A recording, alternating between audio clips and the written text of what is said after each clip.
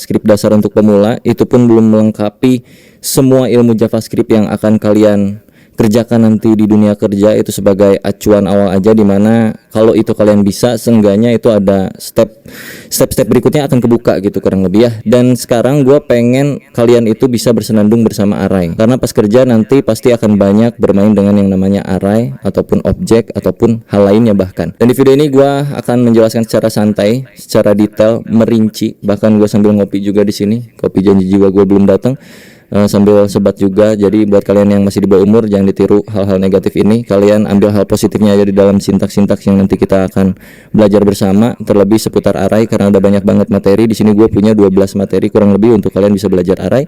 Entah akan berapa menit ini lamanya, tapi yang penting kalian enjoy aja untuk mendalami array ini, karena gue jamin ini akan terpakai ketika lu nanti pas kerja as a front end ataupun back end developer, dan khususnya untuk web developer gitu ya.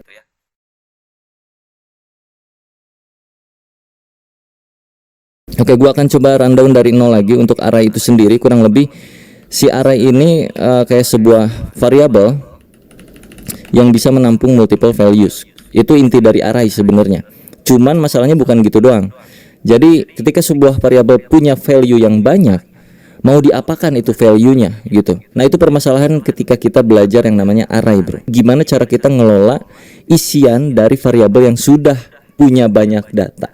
Contoh, di sini ada data seperti ini, di sini ada data function, di sini ada objek misalnya,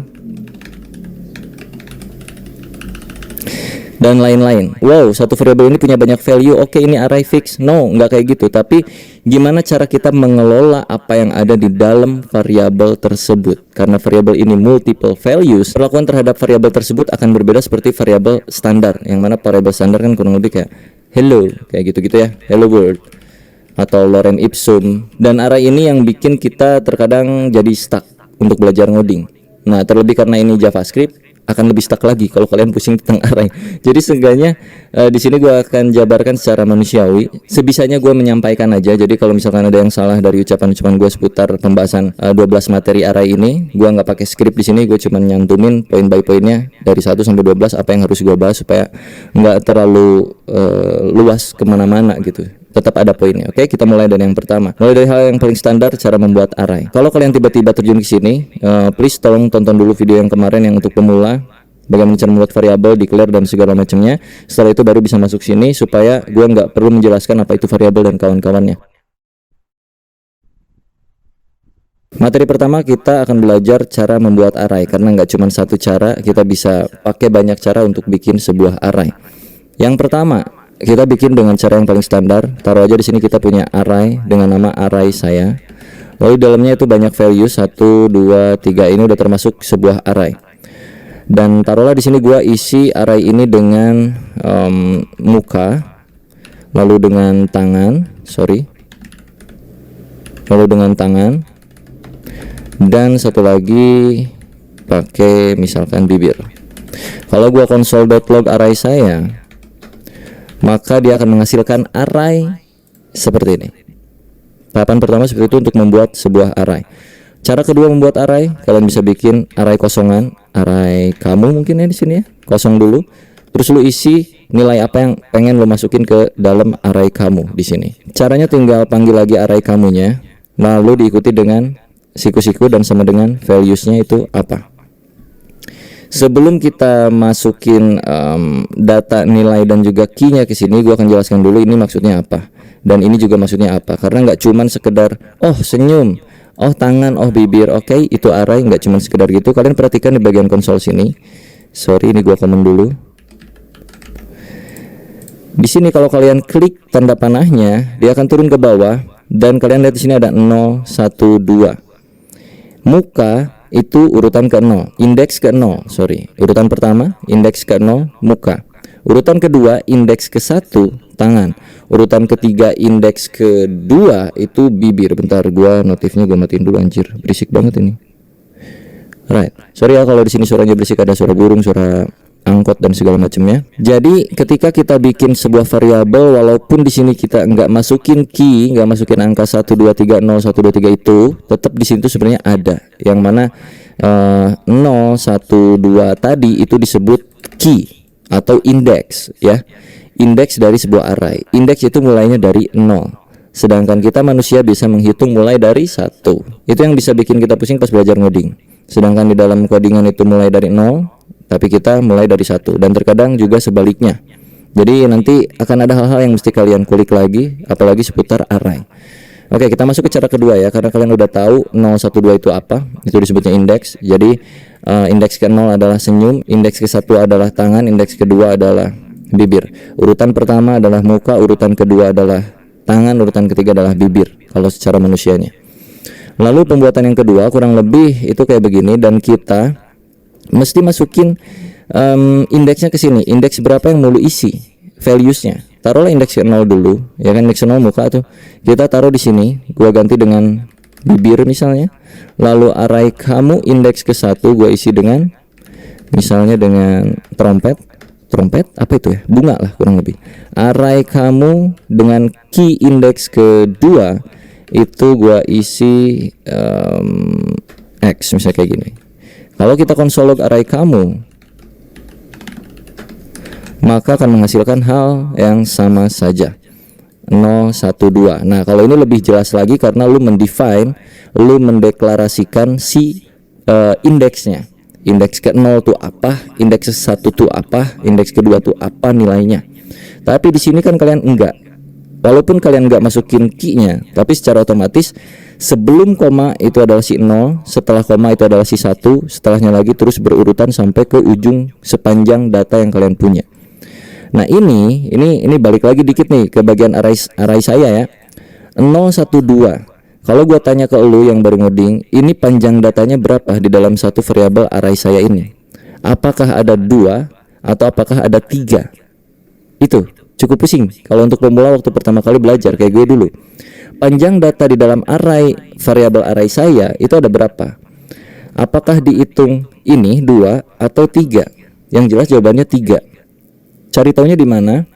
Di konsol sini kalian bisa tambahin titik length, yang artinya panjang data array saya itu berapa.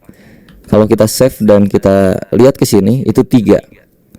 Karena yang terhitung adalah berapa banyak nilai yang ada di dalam arraynya, bukan akhir dari indeks yang ada di sini. Kalau dilihat di sini kan 2, seolah-olah gitu datanya tuh kayak ada 2 gitu. Padahal enggak. Karena mulainya dari 0. Jadi kalau kalian hitung ini 0 itu kan 1, 2, 3. Jadi tetap array.length-nya itu ada 3. Kurang lebih kayak gitu ya. Itu berbicara tentang panjang data. Tadi gua kelewat gitu. Lalu pembuatan yang ketiga dalam array itu kurang lebih kayak gini. Kita bisa pakai objek untuk memanggil si array ini. Jadi pertama misalkan array kita sama dengan new array dalam kurung kayak begini. Di dalam kurung sini kalian bisa isiin values-nya langsung. Contoh yang pertama misalkan gua isi setan. Lalu yang kedua gue isi mata. Dah gini aja. Oke. Kalau kita konsol log array kita, maka dia pun akan menghasilkan hal yang sama. 0, 1, length 2. Oke.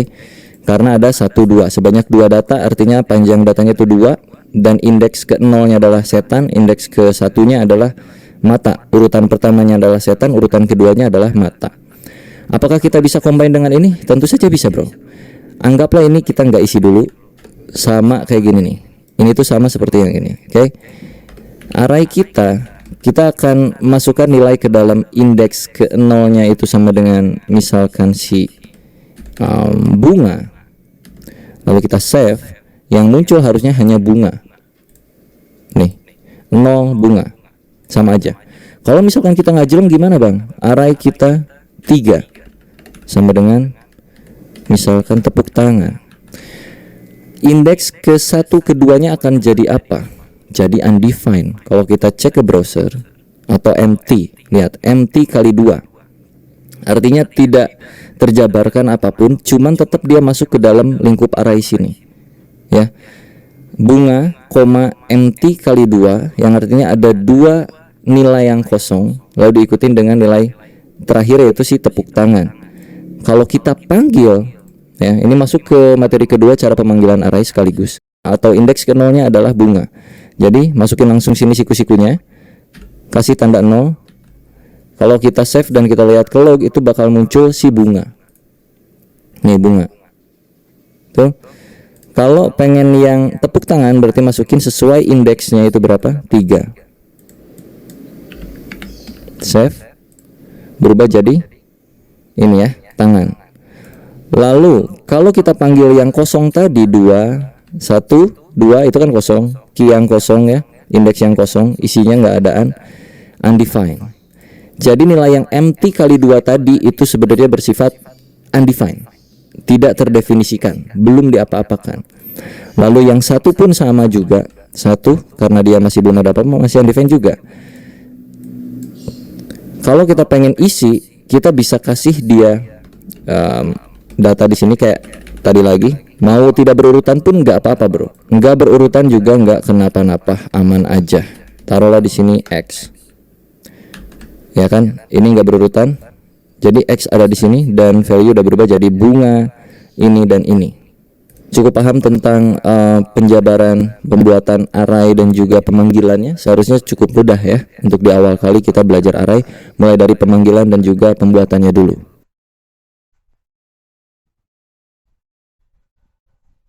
Oke, gua akan hapus ini dan kita akan bermain dengan modelan yang pertama aja.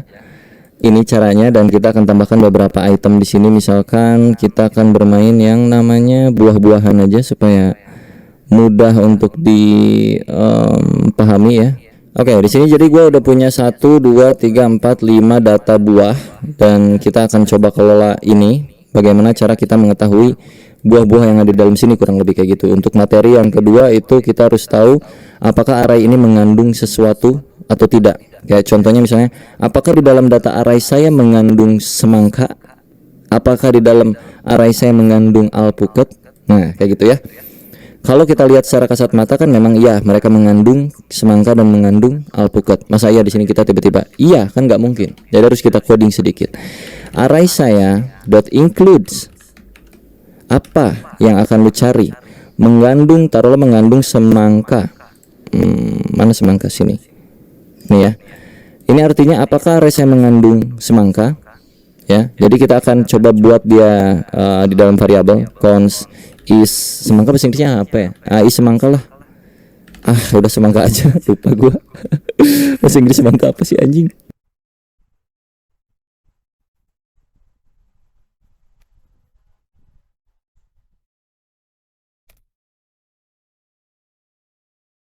Kalau gua masukkan selain semangka, taruhlah di sini gua buah apa ya? Nah, buah ini nih. Buah pisang. Ini kan gak ada pisang ya. Kita coba masukin pisang sini. Kalau gua baca, apakah array saya itu mengandung buah pisang? Lu lihat dah ke sini, ada pisang enggak? Enggak kan? Berarti harusnya kan munculnya false. Jadi kalau kita console log, kita ganti dulu pisang. Nah, jadi enak nih. Const pisang alias variabel pisang untuk mengecek apakah array saya itu mengandung pisang atau tidak. Jadi kalau kita console log, false, dia tidak mengandung pisang. Oke, gua balikin lagi ke semangka ya. Sip, kita udah tahu di sini tuh ada semangka. Kalau misalkan lu pengen tahu semangka itu ada di posisi indeks keberapa, lu udah tahu di sini ada semangkanya. Anggaplah lu nggak punya gambar buah-buahan ini di dalam array ini. Anggaplah ini nggak ada, gua tutup, anggaplah ya. Misalkan ini gua cut. Ternyata di dalam array itu memang mengandung semangka.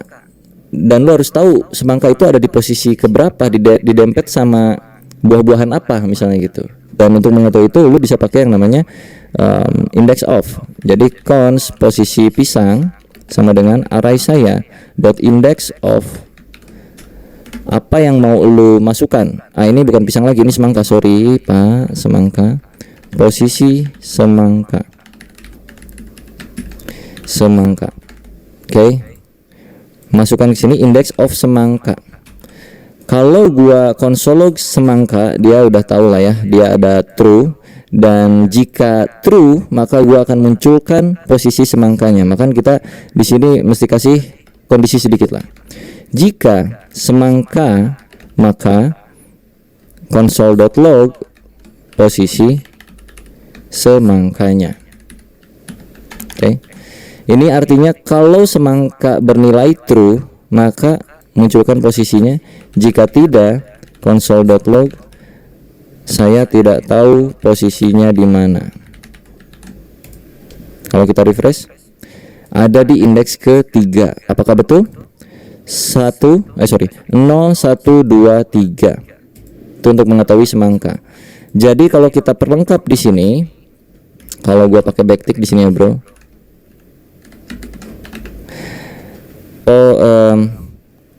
Buah semangka itu ada dan dia berada di posisi indeks ke, masukin posisi semangka.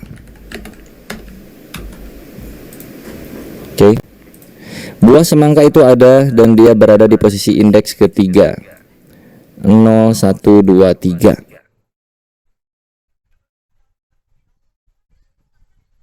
Kalau udah kayak gini kita bisa lebih enak lagi. Misalkan di dalam sebuah perumpamaan lu harus tahu buah sebelum buah semangka itu ada apa buahnya. Ini nih. Lalu buah setelah buah semangka itu ada apa buahnya. Nah, ini bermain logika-logika dasar ya. Karena kita udah tahu posisi semangka yang mana ada di sini, variabel posisi semangka. Oke, sorry sebelum lebih jauh, ini if else-nya kita naikin sebelum variabel ini, karena variabel ini akan mencari indeks semangka. Karena sayang aja di sini udah validasi semangka. Kalau udah dicek semangkanya, cari indeksnya. Jadi si ini harusnya sih ada di dalam sini, bisa kayak gini. Ya. Jadi kalau memang tidak mengandung ya sudah, nggak usah dicari posisinya gitu aja biar nggak mubajir.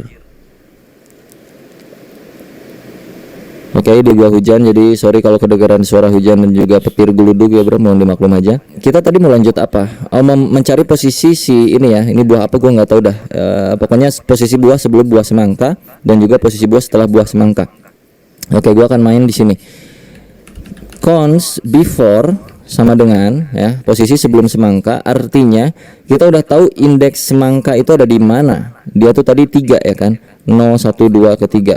Tinggal kita cari tahu posisi indeks sebelum indeks 3 adalah 2. Jadi kita tinggal declare aja before atau indeks before. Indeks before itu di sini berarti tinggal posisi semangka dikurangin 1, ya kan? Setelahnya berarti cons index after posisi semangka ditambahkan 1. Lalu untuk mengeluarkan apa buahnya berarti tinggal cons before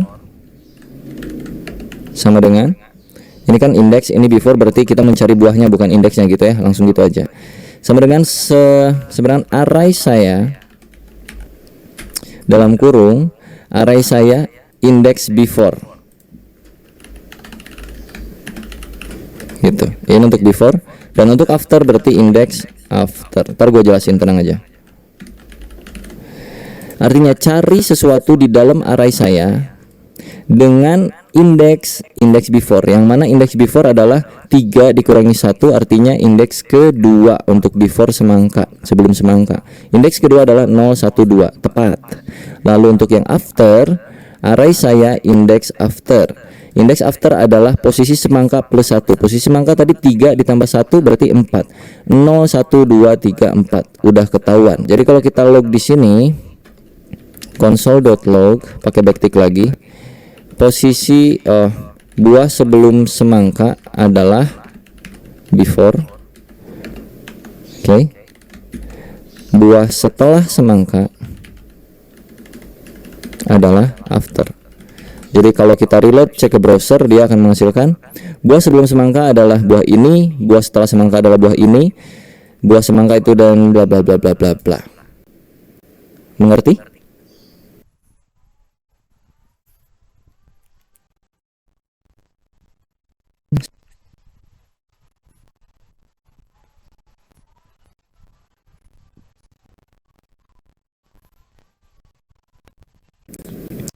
Terus kalau pengen semuanya ya udah tinggal values doang, berarti muncul kayak begini per masing-masing ini.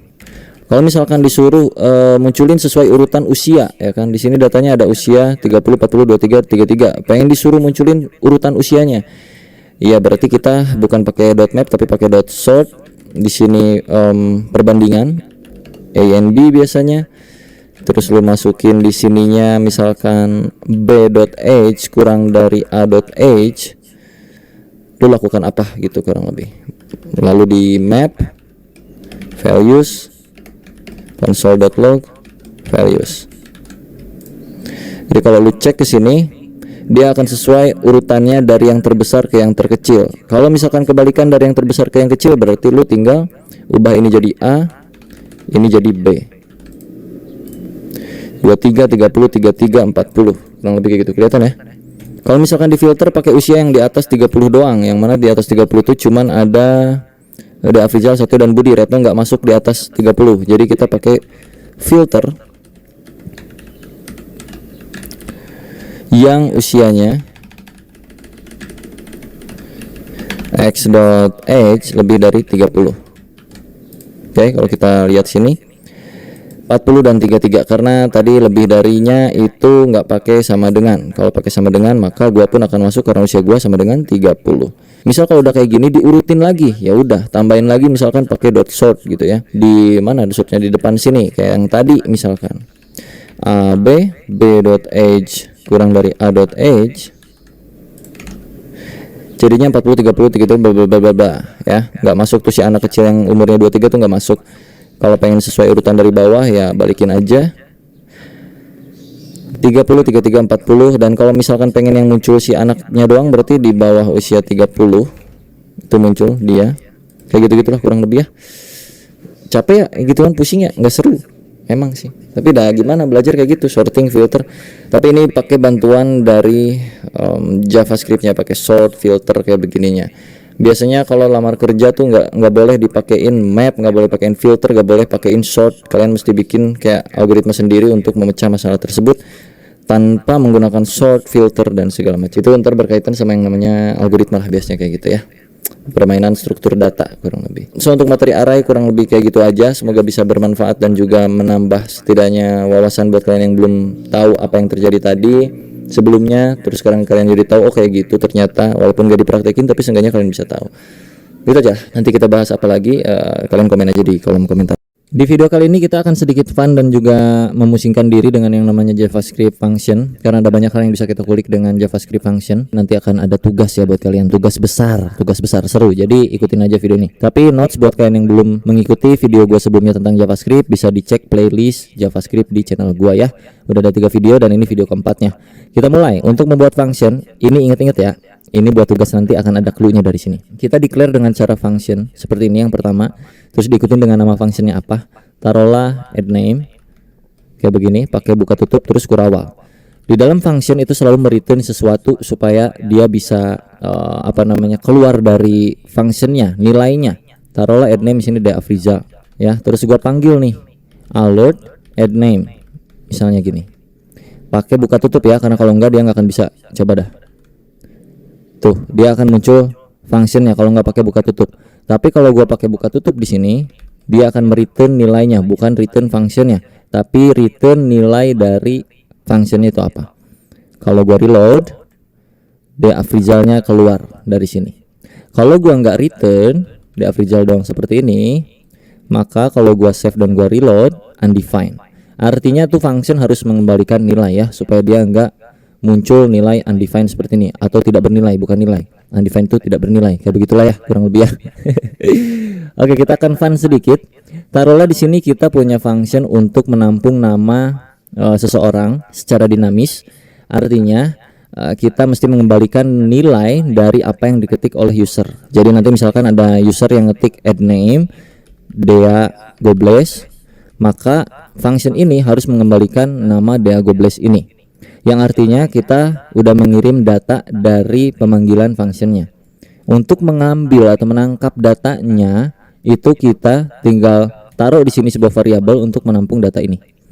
Taruhlah nama variabelnya di sini full name. Untuk mengembalikan nilai ini kita tinggal return full name-nya. Kayak begini ya. Artinya function add name dipanggil dan dikasih nilai Dea Gobles dari pemanggilannya langsung.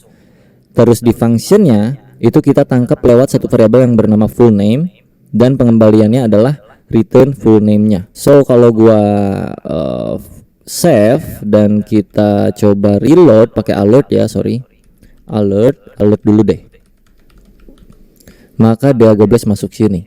Nah, untuk video ini gua akan ubah returnnya, walaupun di JavaScript kan diharuskan return ya, tapi karena kita modenya mode development alias mode belajar juga, jadi ini gua ganti return jadi console log supaya bisa lihat langsung di sini hasilnya tanpa pakai alert ya.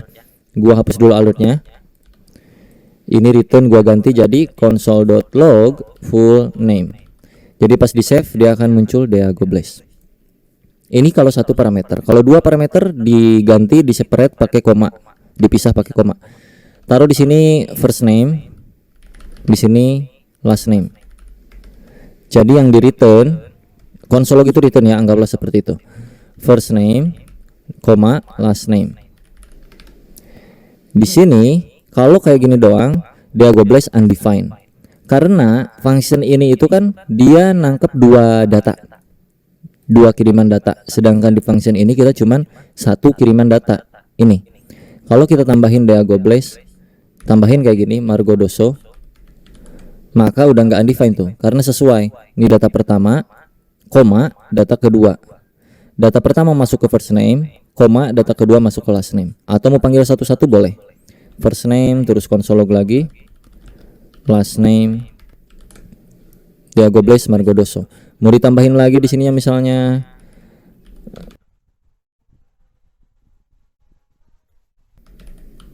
tuh 46. 2 mah bisa di atas panggil, mau di atas mau di bawah juga nggak ngepek dia. Tuh. Ya, ngerti nggak maksudnya tuh? Itu yang dinamakan dengan hoisting. Kurang lebih kayak begituan. Jadi gue balikin lagi ya ke awal ya. Ada banyak cara untuk supaya kita aman dari hoisting. Kurang lebih tadi udah gue praktekin juga sedikit. Cuman sebenarnya ada banyak problem yang tuh itu pembahasannya panjang sekali dan rumit dan harus di project yang beneran. Kalau project kayak gini ini kan masih sekedar cuman iseng-isengan doang, jadi nggak bisa terlalu banyak menjelaskan tentang hoisting itu sendiri. Mungkin nanti kalau kita studi kasus based on project ya bro ya. Oke, jadi sebelum tugas gua akan rekap dulu. Untuk membuat function itu setidaknya ada 3 cara seperti ini. Dan untuk setiap function itu biasanya mereturn sesuatu dengan keyword return, yang mana di video ini kita ganti jadi console.log supaya bisa masuk ke bagian sini ke console. Dan juga untuk setiap function itu kita bisa pakein apapun ya di dalamnya ya. Mau if else misalnya, if x plus y sama dengan 4 misalnya. Kayak gini. Contoh ini contoh. Maka console.log wow. Tuh. Ini 1 plus 1 2, 2 plus 2 wow, 3 plus 3 6. Kenapa wow? Karena di sini dipakein validasi jika bla bla bla. Nah, itu bisa ya untuk mainan function tuh terserah lu dalamnya tuh apa aja terserah. Jadi sesuai dengan namanya, misalnya function nambahin nama add name misalnya gitu, atau function add, atau function calculation, atau function random dan segala macamnya kayak gitu ya. Contoh misalkan function randomize. Contoh aja sebagai sampel doang ini mah ya. Return math.random dikali 1000. Terus kita panggil randomize. Masukin ke dalam console log ya. Sorry, ini console log. Nah, 86 kalau kita refresh lagi tuh itu dia ngerandom terus. Jadi di sini terserah lo mau random dan segala macamnya. Terus divalidasi lagi, contoh const run sama dengan const random sama dengan kayak gini ya. If random number lebih dari 200, console.log wow lebih dari 200. Else keluarkan nilai random numbernya.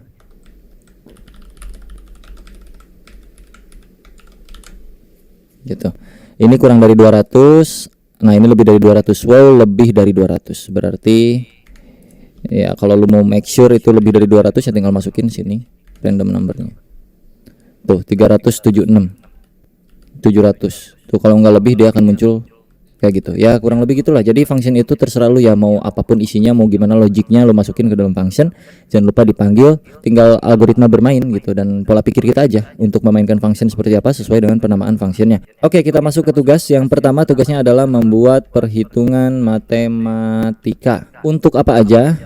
Jadi untuk misalkan yang pertama menghitung luas lingkaran, yang kedua menghitung luas segitiga, terus menghitung luas persegi panjang, terakhir luas jajar genjang.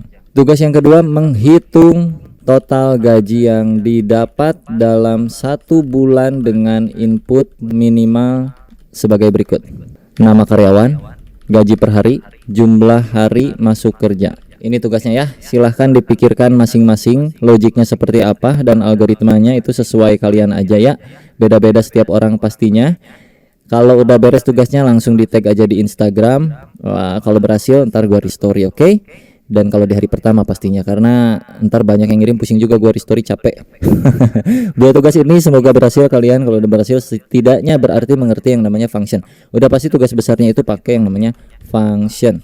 Oke, sampai jumpa di video berikutnya. Bye bye. While dan juga do while. Sekarang kita masuk ke for of dan juga for in dan juga for each dan juga map, yang mana ketika sebuah variabel itu punya nilai yang banyak, multiple values. Contohnya misalkan pacar saya, nama variabelnya, dan di dalam pacar saya itu ada banyak nama, misalnya daftar nama pacar saya contohnya ya. Ada Putri, ada misalnya Marino, ada misalnya Angela, Vexana. Misal contohnya kayak gitu ya. Terus untuk yang pertama kita akan coba for of terlebih dahulu. Apa fungsinya? For of itu supaya kita tahu isian dari ini tuh apa. Untuk penulisan formatnya kurang lebih kayak gini. Pertama kita ketikkan for dalam kurung, bikin satu variabel baru di sini, taruhlah namanya let pacar. Of itu of apanya? Of pacar saya ya. Jadi kita bikin satu variabel baru namanya pacar dari variabel multi values pacar saya.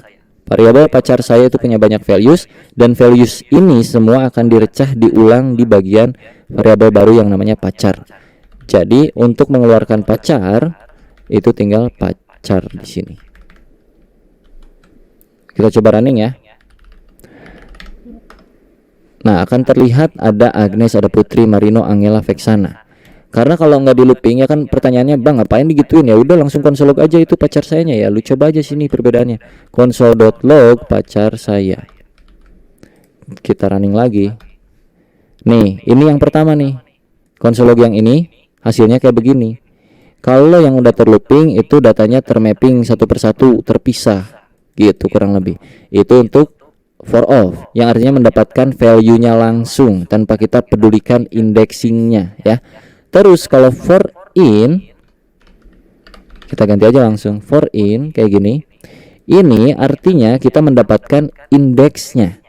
In itu mungkin indeks kali ya, tapi sebenarnya ya lu bisa artiin ini sebagai bahasa Inggris ataupun indeks terlalu lah ya. Tapi kalau menurut gua ini kayaknya indeks deh, soalnya kita bakal dapetin nilai indeksnya dari array yang udah kita buat di atas ini.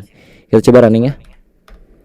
0, 1, 2, 3, 4 ya. Jadi kita dapat indeksnya kalau pakai in. Kalau pakai of itu kita dapat values-nya. Kalau for each itu kita dapetin apanya bang? Kita cobain di sini. Ini gua awasin ya. For each. Nah, array-nya apa di depannya? Pacar saya dot for each. Ini ada elemen di sini yang artiannya elemen itu apa yang mau kita ambil atau variabel yang mau kita jadikan sebagai values yang sudah tercah gitu bro. Taruhlah variabelnya kayak tadi pacar. Lalu gua console log di sini pacar. Kalau kita running ada Agnes, Putri, Marino, Angela, Vexana. Itu muncul kayak yang awal lagi. Tapi bedanya for each lu bisa masukin indeks di sini dan lu bisa tambahin ke sini indeksnya. Jadi lu bisa dapetin indeks array-nya dan juga values-nya. Kurang lebih kayak gitu. Agnes 0, Putri 1, Marino 2, Angela 3, Vexana 4. Kalau pengen ini jadi 1 2 3 4 ya udah lu tinggal tambahin plus 1 aja di sini. Jadi 1 2 3 4 5 gitu kurang lebih. Itu untuk yang for each. Kalau yang map ya sama aja, ini tinggal ganti jadi map. Nggak ada beda udah. Tuh. Kurang lebih itu cara penggunaan for all, for in, dan juga for each. Semoga bermanfaat. Kita lanjut ke video berikutnya. Di video berikutnya JavaScript dengan yang namanya sebuah function yang kalian panggil tapi mereturn sebuah pendingan promise kayak gitu-gitu. Jadi kita kali ini akan belajar yang namanya asinkronus di JavaScript kurang lebih seperti apa. Kita contohkan dari yang sinkronus dulu ya, sebelum gue jabarkan asinkronus versi sederhana, versi gue yang gue punya di otak gue ya. Ntar gue jelasin. Kalau secara teori seperti biasa, yang paling fix kalian bisa cek Wikipedia sendiri. Tapi kalau ini versi penjabaran gue dan pemahaman gue aja di JavaScript kurang lebih kayak gimana. Pertama, contoh di sini gue punya function 1. Di sini ngelog cuman munculin 1 gini. Terus gue punya 3 biji misalnya gitu. 1, 2, dan 3. Oke. Toga lagi apaan tuh anjir? 3. Kalau kita running ini satu persatu, ini biar ada jalannya pas pas kalian cobain juga, biar ada gambarannya kurang lebih nanti perbedaannya kayak gimana gitu. Kita panggil function 1 dulu di sini, function 2, function 3 gitu kan. Kalau kita run di sini, maka sesuai ya 1 2 3 gitu. Cuman kalau misalkan nih, ini gua taruh di dalam function 2 sebuah function bawaannya browser atau bawaannya JavaScript, gue lupa, set timeout, yang mana set timeout itu berjalan secara asinkronus di balik layar ini. Jadi kalau gue taruh sini set timeout dengan durasi 3000 milisecond alias 3 detik, konsolnya gue masukin sini. Nanti ke output yang berjalan apa? Apakah 1 2 3 yang mana sebelumnya itu berjalan seiring dengan urutan step by step yang kita ketik di sini, 1 1 2 2 3 3. Walaupun ini kita ketik 1 2 3 di sini, tapi karena di tengah-tengah di function yang kedua itu berjalan secara asinkronus, maka kalau kita run 1 3, 2-nya datang 3 detik kemudian, kayak gitu. Ngerti nggak? Ini asinkronus nih, function kedua asinkronus nih, NJS 1 3, 2-nya nanti. Nah, contoh kayak gini biar nggak pusing, gue tambahin di sini konsol function 2 mau dieksekusi. Gini, biar kalian ada gambaran. 1 function 2 mau dieksekusi, 3-nya udah keeksekusi duluan, 2-nya nanti.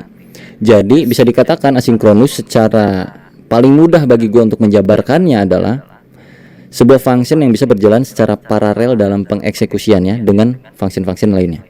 Jadi dia tuh tetap jalan walaupun lu masih mengeksekusi hal-hal lain. Contoh kayak di antrian kayak gitu-gitu. Kalau digambar kurang lebih kayak begini ya Pak ya. Sebentar. Contoh di sini tuh ada ya standar lah kayak antrian-antrian begituan ya. Ini contoh ada manusia, ada dapur lah gitu. Taruh ini dapur, ini lobby pemesanan di sini misalnya nih.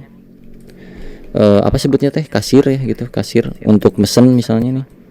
Sini ada orang-orang nih. Contohnya di sini ada orang-orang antri. Ini 1, ini 2, ini 3, 4, 5. Si nomor 1 ini pesan. Seret, burger 1 katanya. Terus kasir bilang sini, seret. Burger 1 katanya. Dapur belum kelar nih, lagi pada masak. Ini mesen, Pak Kasir, burger 2. Kata kasir nggak bisa dong, ditolak. Kenapa Pak Kasir? Karena kita tunggu dulu nih, pesanan 1 aja belum kelar katanya, kata kasir nih. Oh ya udah oke, kata nomor 2, nungguin nih nomor 2 nih. Nomor 3 nggak bisa juga, dah harus beres dulu nomor 2 ya kan. Efek nomor 1 udah kelar nih, 1 kasih seret. Langsung kasir bilang, bro nomor 2 mau nggak, jadi nggak beli burgernya? Enggak pada bubar ini semua, karena sistemnya kayak begituan, males banget. Harus yang 1 kelar dulu sampai beres baru dilayanin gitu untuk bayarnya, untuk pesan apa-apanya. Nah kalau berjalan secara asinkronus, ini gua hapus dulu, bentar. Ada orang mengantri di sini 1. Ini ceritanya nomor 1 nih. Pak Kasir, pesen dong. Ini nomor 1 ya. Ini 2, ini 3, ini 4. Kata kasir pesan apa? Burger 1 biji. Oke. Nomor 1 diproses. Progres ini. Si antrian kedua bilang ke kasir, saya juga mau pesen, bisa nggak? Bisa dong, gitu. Oke, kasir progres gini, seret 2. Dan begitu juga seterusnya. Yang ini juga bisa sampai masuk ke antrian sini list. Misalnya kalau yang 1 mah mesen burger 100 biji yang jumbo super susah bikinnya. Yang nomor 2 itu cuman bikin tahu gejrot misalnya. Paling cepet contohnya. Nomor 2 tuh proses pengerjaan masaknya tuh paling cepet nomor 2 di sini. maka dikembalikanlah yang dua dulu, walaupun si kasir nomor satu itu pesan duluan. Si kasir nomor satu, si customer nomor satu itu pesan duluan, tapi karena tugasnya di dapur, yang nomor 2 itu tugasnya mudah, untuk buat tahu gejrot tuh cuman potongin tahu, masukin cengek, kasih kuah, balikin. Jadi yang pertama dapat barangnya adalah si nomor 2, masuk sini. Seret, nomor 2 pergi. Bye bye, udah nggak ada di sini. Sisa 1 3 4. Yang mana yang paling cepat dieksekusi nih? Oh si 3, ternyata 3, bye bye. Nah si 1 karena paling banyak pesanan dan segala macamnya, dia ya terpaksa lama dulu nunggu gitu kan. 4 udah, nanti terakhir kayak gitu. Jadi kurang lebih bisa berjalan secara paralel. Secara gambaran sederhananya seperti itu. Nah kalau di contoh programnya tadi kayak gini untuk simpelnya. Kalau studi kasus nyatanya nanti seperti apa bang? Atau mungkin karena ini di delay bang 3000 milisecond, ya pasti dia bakal telat loh bang. Ya karena itu berjalan secara asinkronus. Kalau nggak percaya ini kita buktiin, nggak di delay pakai milisecond, kita kasih 0. Karena secara bawaan function ini udah dari sononya sinkronus, artinya berjalan secara paralel. Jadi yang akan diprioritaskan tetap yang ini gitu loh. Ini akan masuk sebagai progress dulu. Jadi kalaupun kita kasih delaynya 0 detik ya pak, gua running lagi, tetap lihat 1 function 2 mode eksekusi, 3 2-nya baru kembali. Ya jadi mau detiknya berapapun itu sama aja. Kenapa? Karena function ini berjalan secara sinkronus di balik layar gitu kurang lebih. Itu materi pertama supaya kalian bisa cukup paham tentang yang begini-beginian yang mungkin susah untuk ditangkap memang, karena gue pun dulu belajar kayak ginian susah untuk nangkepnya, sampai akhirnya nanti di industri itu ada banyak hal yang seperti ini dan mengerti sendiri ternyata oh kurang lebih ini ya kita pakai ini tuh ketika ini gitu kurang lebih. Oke, kita akan coba simulasikan hal-hal yang lebih nyata lagi di sini. Contoh gue punya function login misalnya, right, dan gue punya function get user gitu. Di sini gue punya token, yang mana tokennya ceritanya ketika login akan mengenerate gitu. Jadi gue bikin sebuah random token aja ini sebagai biar mempermudah kita aja dalam mengoding untuk mengetahui tentang asinkronusnya aja lah ya. Met random kali segini aja, cukup lah gini juga.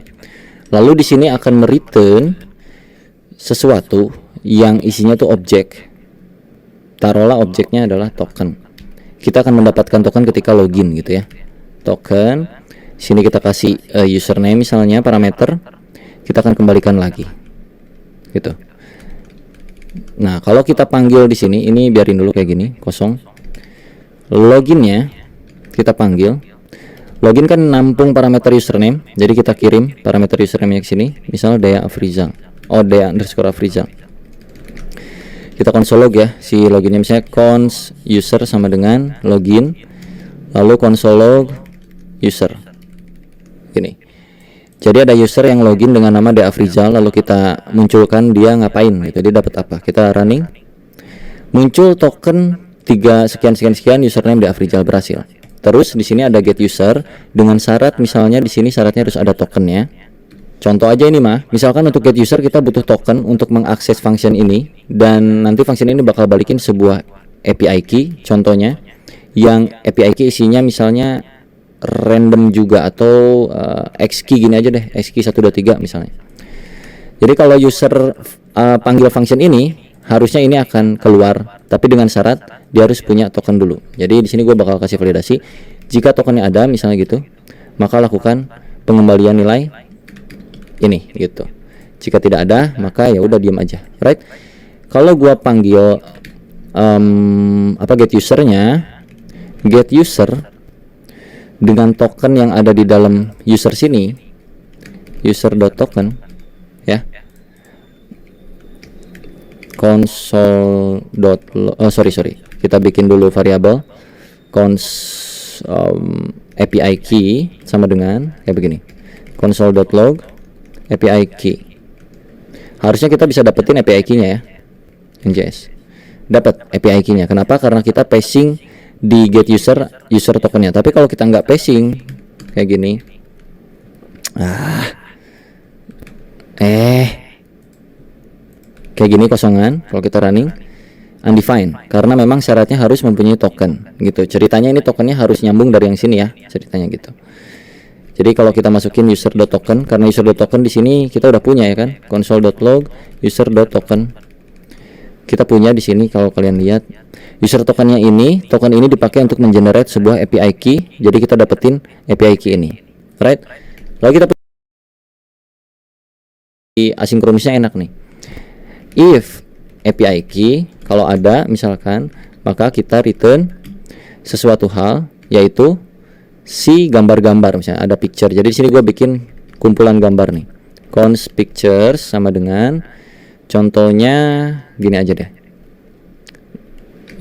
1.jpg, 2.jpg, 3.jpg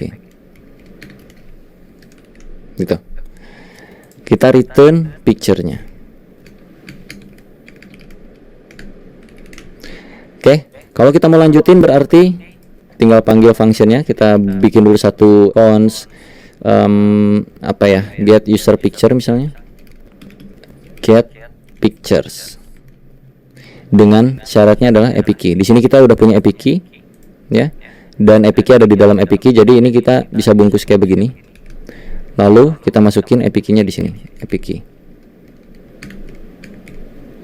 Harusnya ini huruf gede, mohon maaf. Kayak gini, betul.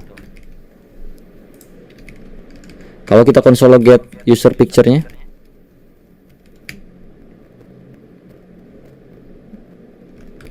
kita running. Jadi awal kita ada generate tokennya dari get user, dari login.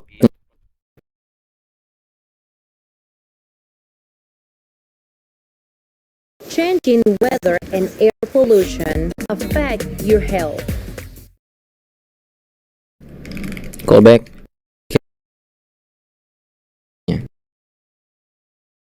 Yang ya, itu terjadi karena promisan ini punya dua callback, success dan fail. Jadi sesuai dengan logiknya nanti akan masuk arah kemana. Jadinya itu bakal kayak begini-begini terus nih Pak. Ini ke dalam lagi, ke dalam lagi, capek. Dan ini akan nested seperti yang tadi, sama aja. Nah, async await lah solusinya. Ini gua hapus lagi ya. Async await menjadi sebuah solusi ketika ada sebuah function yang mereturn sebuah promise pending. Ya, ini kan kalau kita langsung eksekusi kan promise pending tuh. Kalau kita bikin kayak begini, user sama dengan login Dea Afrizal, nggak bisa kan kalau di konsol tuh user NJS pending. Kita bikin satu function yang asinkronus, async function user display misalnya. Oke. Gua masukkan ini ke sini karena dia udah ada keyword async di sini. So untuk pemanggilan yang login, dia kan promise login nih, ada pending-pendingnya, kita kasih keyword await. Artinya kita menunggu dulu sampai dia kelar eksekusi, nanti akan dimunculkan ke console log gitu kurang lebih. So kita mesti panggil lagi di sini user display. Dah gini doang. Kalau kita run NJS, tokennya muncul. Oke, ini kita bisa persingkat lagi nih, karena kita udah yakin itu isiannya token. Kita bisa langsung sekarang token, terus untuk mendapatkan API key kita bisa langsung kayak gini sama dengan await ke get user dengan syarat token seperti ini. Kalau udah punya API key, kita punya syarat lagi di sini, sebuah pictures ya, sebuah pic, yang mana tadi tuh pic ini kita return ya di sini ya, picture. Jadi pic langsung await get pictures dengan syarat API key, kurang lebih kayak gitu. Kalau kita console log semuanya, console.log misalnya gitu, token Anda adalah token, API key Anda adalah API key, dan satu lagi data picture-nya pitch. Request gambar Anda berikut ini. Hasil request gambar berikut ini gitu. Jadi kalau gua run sekarang masih terjadi error. Kenapa? Karena pitch itu ada something wrong. Tunggu, pitch return ini masih return, ini belum dikasih promise ya, mohon maaf. Ini kita kasih promise di sini, return new promise, gampang ya caranya ya. Tadi kan kita pakai arrow function nih, arrow function. Ini bisa pakai nggak arrow function juga bisa, sama aja. Jadi yang paling mudah sih arrow function seperti ini, tinggal masukin if-nya ke sini gitu. Ini kasih success atau fail. Kalau orang lain biasanya tuh reject dan apa satu lagi? Resolve ya, resolve and reject gitu. Kalau gue sih success dan failed, kurang lebih kayak gitu, biar gampang aja dibacanya gitu. Resolve, reject. Right, jadi jika API key-nya ada, maka sini. Nah, kita balikin lagi logiknya. Jika tidak ada API key, maka failed, no API key, cannot access, misalnya gitu. Ya. Tapi jika tidak, maka kita akan return ke success di sini. Seperti itu. So, kalau kita running lagi, token Anda adalah sekian, API key Anda adalah segini, hasil request gambar Anda berikut 1, 2, 3 gitu. Right, cukup paham tentang asinkronus di JavaScript dari pengimplementasian yang kita lakukan hari ini? Bagaimana? Kalau misalkan kita nggak pakein ya di sininya untuk ngecek validasi yang error-errornya gitu, itu biasanya kita harus pakai try and catch ketika kita mau mengeksekusi await-awaitan ini. Jadi masuk ke catch-nya itu di sini. Try terlebih dahulu, terus lu catch di sini. Catch R. Oke, console.log R-nya. Try ini begini. Kurang lebih. Kurang rapi ya, mohon maaf bentar.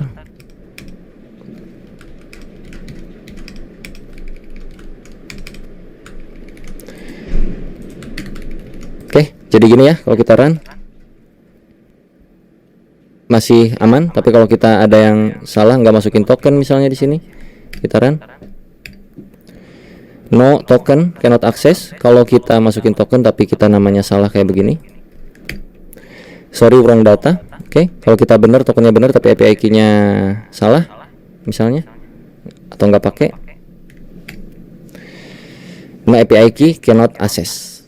Alright, kurang lebih kayak gitu aja tentang asinkronus di JavaScript. Nih durasinya udah lumayan lama, semoga kalian cukup paham tentang hal yang beginian, semoga bisa mudah dicerna. Kalau misalkan ada hal yang secara teori gua salah ucap, tolong diralat aja di kolom komentar. Tapi gua berikan faktanya kurang lebih seperti ini implementasiannya, dan nanti di dunia kerja pun akan banyak hal-hal seperti ini. Dan pengimplementasiannya kadang-kadang beragam logik dan algoritma. Ini salah satu contoh doang, sampel. Alright, sampai jumpa di video berikutnya. Jangan lupa diklik. Bye bye.